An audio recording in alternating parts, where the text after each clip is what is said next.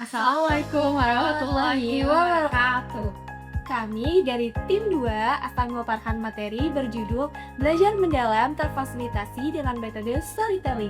Pada kegiatan pengabdian masyarakat kali ini, kita akan membahas apa itu storytelling, pemahaman deep learning, serta membahas contoh format RKK berbasis deep learning menggunakan metode storytelling yang akan dilaksanakan di SDN Kota Baru 9, Kota Bekasi.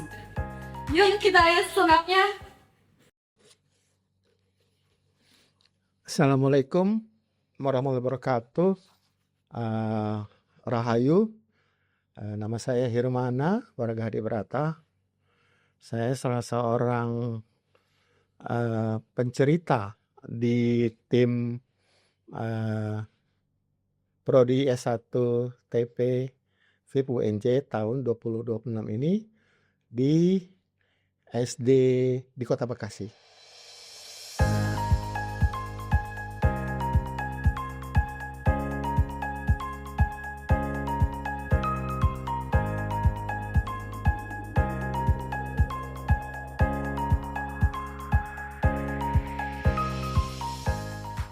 Hari ini Selasa 7 Juli 2026, saya bersama mahasiswa tim produksi di balik layar sedang berada di studio senior kita ya, kami podcast di Prodi TP Fakultas Ilmu Pendidikan Universitas Negeri Jakarta. Ya, tanggal 17 Juni ya 2026 kami datang kembali ke sekolah ibu bapak di SD Kota Bekasi sebagaimana tahun lalu, melakukan apa yang kami beri nama pengabdian kepada masyarakat. Ada 10 ya, ada 10 tim kalau saya tidak salah. Dan kami tim 2 ya, terdiri atas Bu Firza, teman dosen junior, lalu Naila dan Aziza yang tadi membuka video ini ya.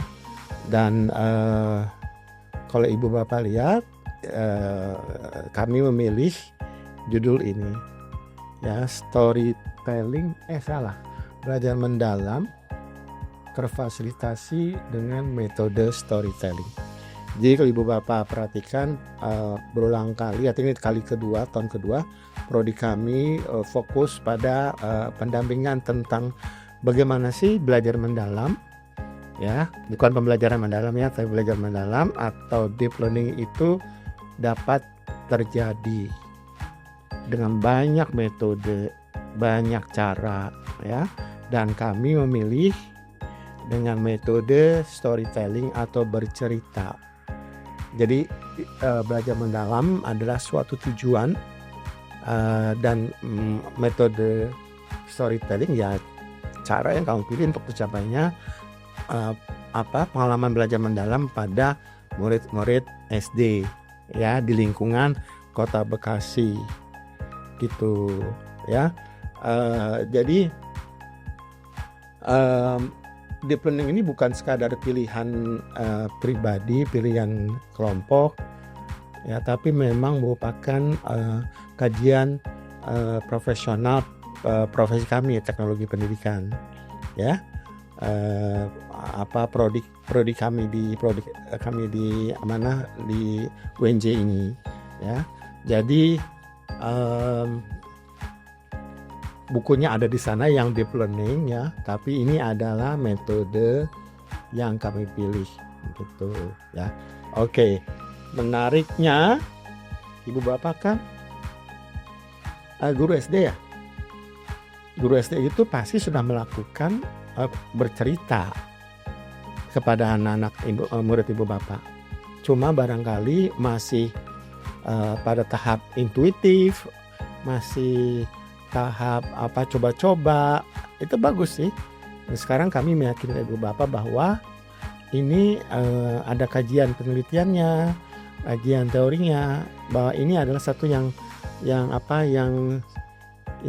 tidak boleh secara coba-coba aja, mesti lebih direncanakan, didesain gitu. Oleh karenanya di tim 2 kami 17 Juni ya, kemarin itu membantu mendampingi ibu bapak membuat RPP, rencana pembelajaran. Kalau istilah kami RPS ya, istilah guru namanya RPP kalau nggak salah. Bagaimana membuat RPP yang berbasis belajar mendalam, ya. Belajar mendalam itu sebuah model, ya, sebuah impian, sebuah model gitu.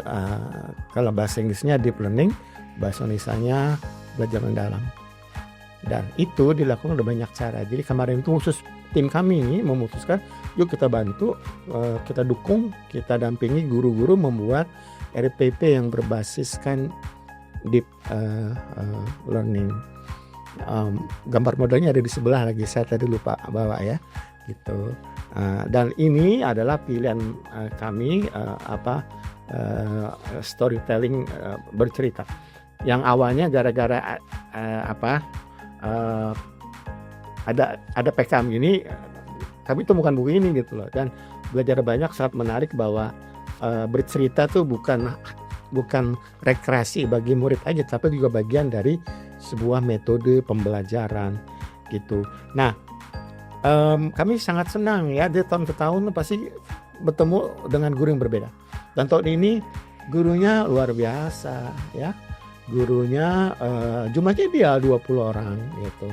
Tapi saya bilang luar biasa karena ketika interaksi ada 4 yang bertanya, saya masih asik ngomong, disela gitu, tapi saya senang gitu, dan juga diikuti oleh orang lain, oleh ibu bapak yang lainnya.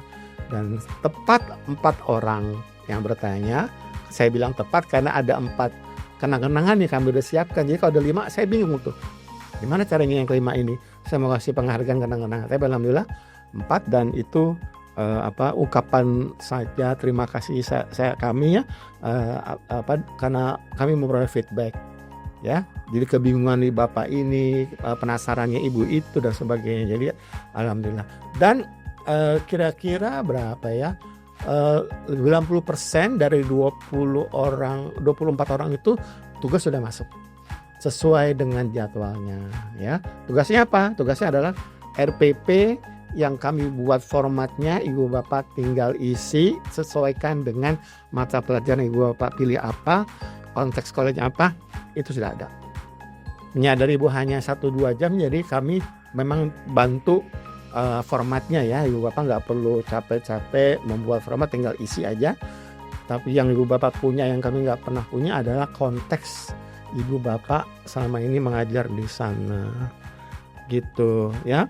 Jadi semoga ibu bapak, pimpinan yang berwenang di pendidikan di SD Kota Bekasi ini berkenan ya dengan kunjungan kami, dengan pendampingan kami, dan tidak bosan atau tidak kapok kalau misalnya Tuhan mengizinkan UNJ menugaskan kami akan kembali lagi ke Kota Bekasi, mungkin dengan penugasan yang berbeda ya, mirip tentang deep learning tapi dengan metode yang berbeda. Jadi itu saja, sekali lagi terima kasih mewakili tim saya, Bu Firza, dan anak-anak mahasiswa saya, Naila dan Aziza, untuk kerjasama yang baik kita. Mohon maaf, pasti kami melakukan kekurangan, tapi alhamdulillah terima kasih sekali lagi. Subhanakallahumma bihamdik, nasyhadu an la ilaha illa anta, nastaghfiruka wa natubu ilaik. Assalamualaikum warahmatullahi wabarakatuh. Rahayu. Kesan saya pada hari ini dalam mengikuti kegiatan hari ini cukup bagus ya, dapat menambah wawasan ilmu bagi kita, khususnya para guru, yang mana secara langsung menghadapi murid-murid. Jadi tambah lagi ilmu, tambah masukan lagi gimana nanti caranya kita menerapkannya kepada anak-anak dari pembelajaran materi di learning ini, pembelajaran mendalam. yang paling berkesan tadi tentang pembelajaran storytelling ya.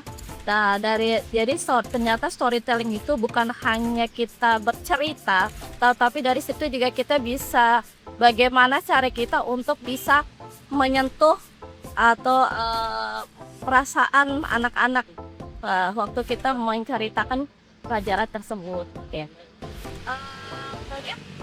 Yang karena saya berpesan dengan storytelling, mungkin saya akan menerapkan storytelling tersebut, maka dari situ kita bisa memahami karakter anak per individu ya. Kegiatannya sudah bagus, tapi mungkin masukannya tadi itu di dalam itu kurang sudah komunikatif, cuman kurang, mungkin bisa ditambahkan dengan permainan atau biar lebih seru lagi. Nah, itu dia pemaparan kami mengenai materi belajar mendalam terfasilitasi dengan metode storytelling yang mendapatkan feedback luar biasa dari para peserta. Semoga apa yang kita sampaikan dapat berguna dan bermanfaat khususnya dalam pembelajaran di sekolah dasar.